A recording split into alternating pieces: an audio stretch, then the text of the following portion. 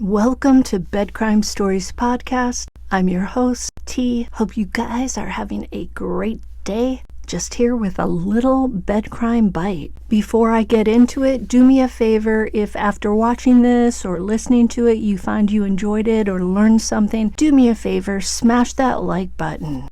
Apparently, the area in Colorado where Suzanne Morphew's body was found in Moffat is known as the Boneyard. Chilling. Investigators found the body of a 26-year-old aspiring Marine named James Montoya there in July of 2023. Montoya vanished on April 2nd, which happened to be the day before he was scheduled to meet with Marine recruiters. His mother, Karina, told the Daily Mail that she visited the site where her son's body was found and felt its, quote, eerie isolation. This part of Saguache County is sparsely populated, which is probably why the bad guys and bad gals pick it as a dumping ground. Karina also said, quote, they're calling it the Boneyard because so many people are being located there and it's such a secluded area. To see where my son was. Indeed, there's no cars around. You can be in that one area for hours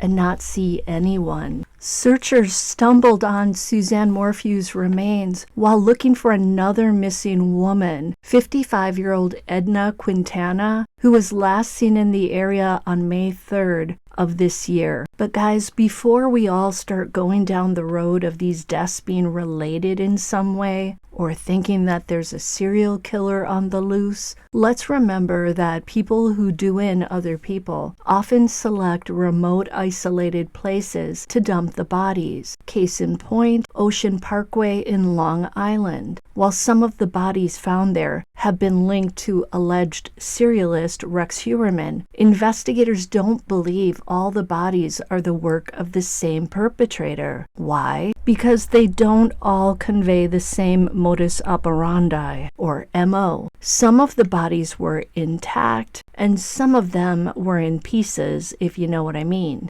Also, how many times do we hear of bodies being found dumped in a remote area on the side of a highway? Case in point, Lake Mead near Las Vegas. As the water levels receded, multiple sets of human remains have been found. Now, some are people who drowned, but others are victims of foul play, including a man whose body was found concealed in a barrel. A secluded spot where people aren't often present seems to make for a perfect dumping ground. James Montoya vanished after having taken an Uber to a bar at night in Lakewood near Denver. There, he met and later left with two guys. His live-in girlfriend, when she noticed he hadn't returned by dawn, reported him missing. Montoya's mother thinks that maybe her son was going to hang out with those guys, or maybe they were going to give him a ride home. She also feels she knows who harmed her son, but she didn't want to disclose that with the Daily Mail for obvious reasons. As for Edna Quintana, she was last seen in the town of Saguache on May 3rd of 2023. She apparently knows people in the town of Center and Saguache, Colorado, who may know her whereabouts.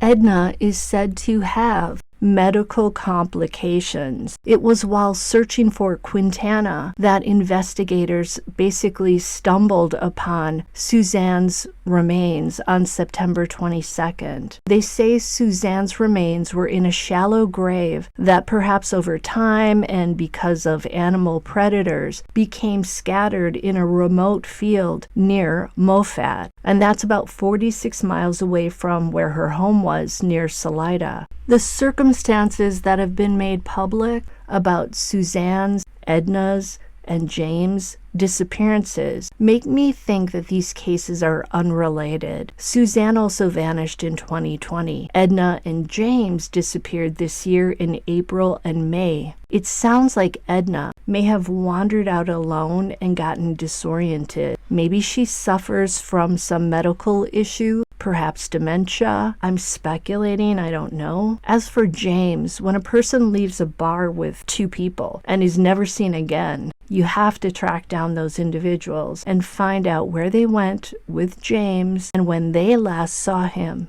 Maybe I'm wrong, but it doesn't sound like the 3 cases are naturally related. You have a young guy, a middle-aged woman, and then you have Suzanne, who disappeared in 2020, Edna and James in 2023, under very different circumstances. You know, like with Rex Heuermann, the victims were all females. They were all in their 20s, maybe low 30s. They were all working as escorts who all advertised on Craigslist. The 3 Gilgo Beach 4 victims that Rex is charged with were all tied up with either tape or belts. They all show signs of having someone put their hands around their necks, if you know what I mean. 3 of the Gilgo Beach 4 victims were found wrapped in camouflage burlap. All of that sort of points to the same MO and thus to the same perpetrator. So this is the type of thing I'm trying to say. We have to look at the victims, their cause of death, their means of death. Just because they're in that boneyard together doesn't mean that the deaths are connected.